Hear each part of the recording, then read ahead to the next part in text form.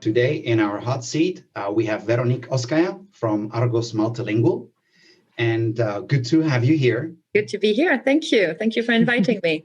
Are you ready to sit in the hot seat? Absolutely. Right now I'm sitting in a rather comfortable couch, so let's go.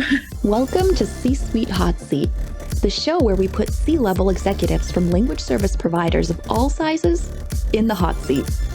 We will ask tough questions and get inspired answers. Our hosts today are Sarah Hickey, VP of Research, and Josef Kubovsky, CEO at Nimdzi Insights.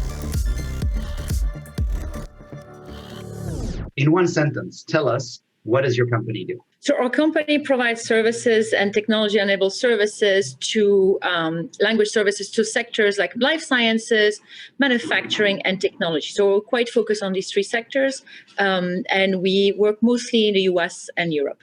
What's the first career you dreamed of having as a kid?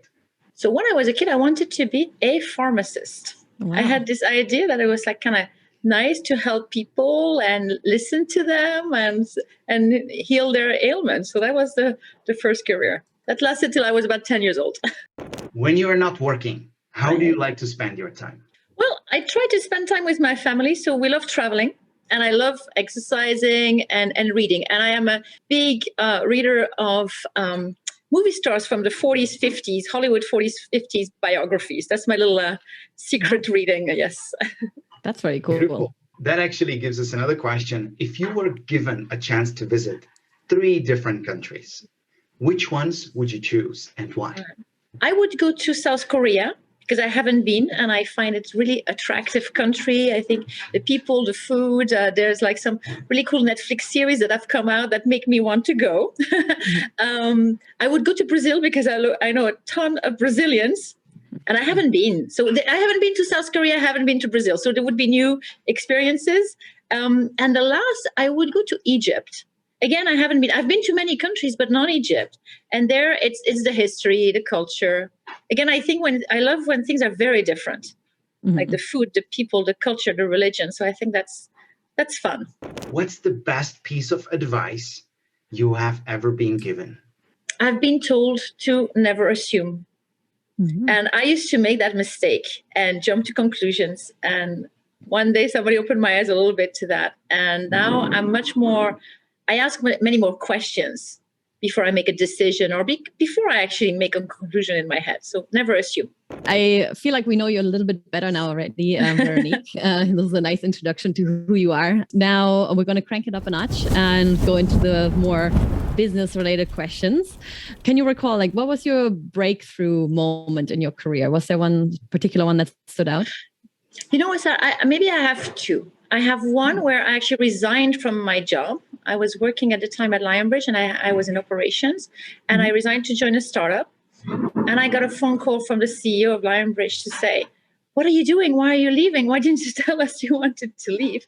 And I actually stayed in Lionbridge and I changed careers and I went into a more commercial role. That was my worst year after that because it was so tough as the first year. But it opened my eyes again to something quite different. And I assumed it was easier. So again, never assume. The second moment was actually a fight I had. Many years later, the company had gotten much bigger and we'd gone into a huge merger. And my boss at the time probably wasn't looking out for me so much because he called me a little blunt.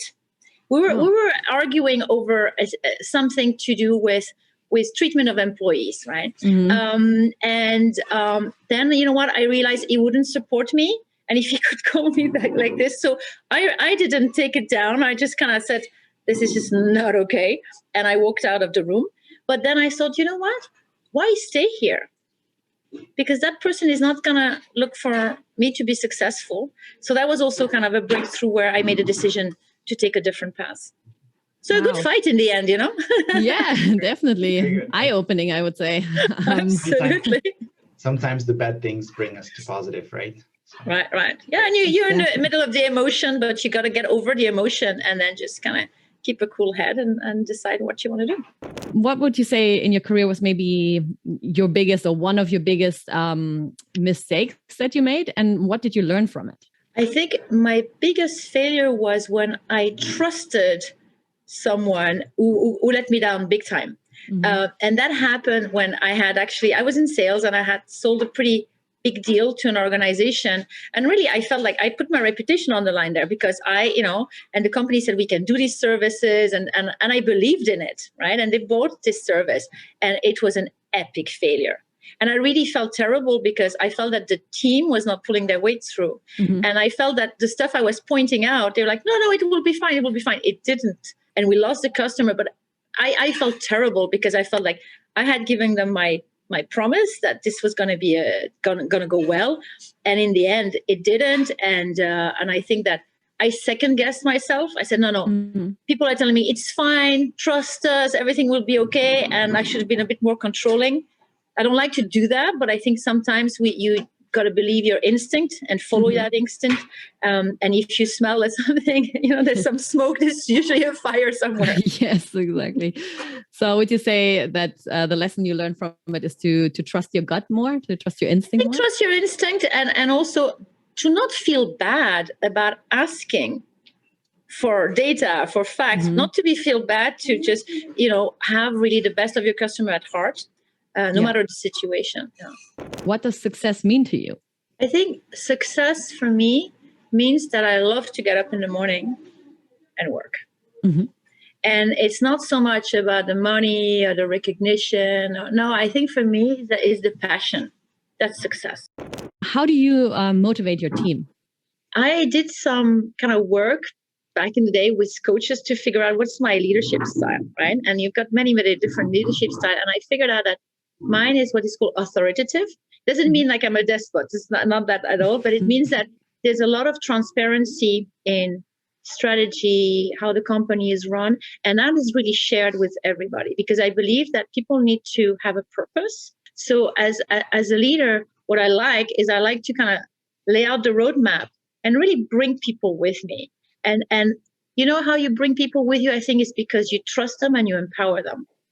And happy employees, it's not just the money or the benefits, it's really the loyalty comes from them feeling valued.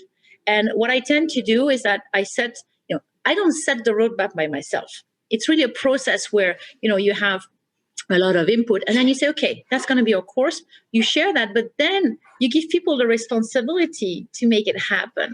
And I also love to not tell them how to do it.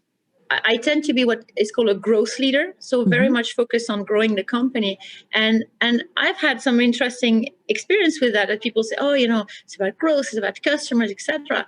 And I really am a firm believer that if you can grow a business, you give people opportunities. Everything falls from that, and I think that's also people then see that and then they see different avenues they can pursue in an organization. And that's very important because, again, opportunities mean that you stay passionate in what you do.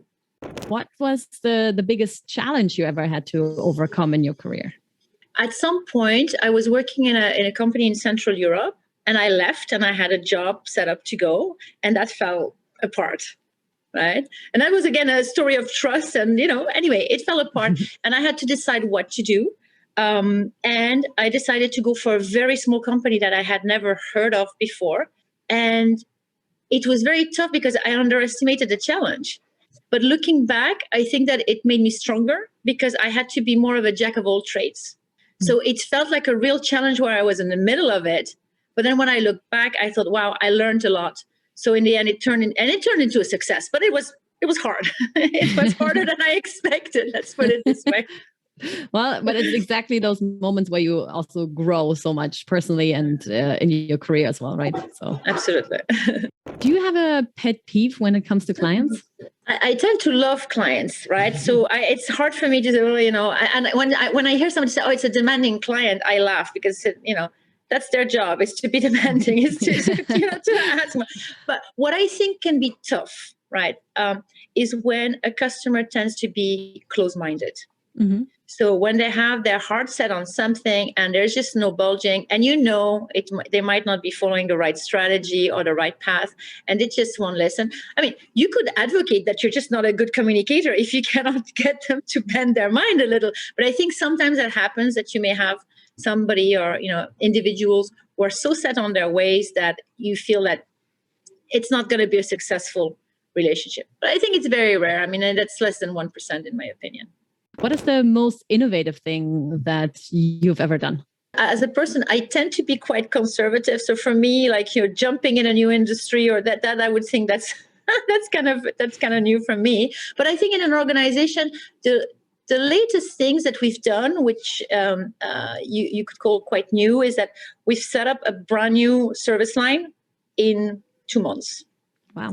And I mean, from scratch, literally reorganizing complete new supply chain, setting up a business unit. And really, we had an opportunity and we thought, we don't really have that experience, but let's go for the test. And we're very successful. And then we set it up and it's quite big now. So that was really, I don't know if you'd call it innovation, but it was a very fast-paced change in our strategic direction. Mm-hmm.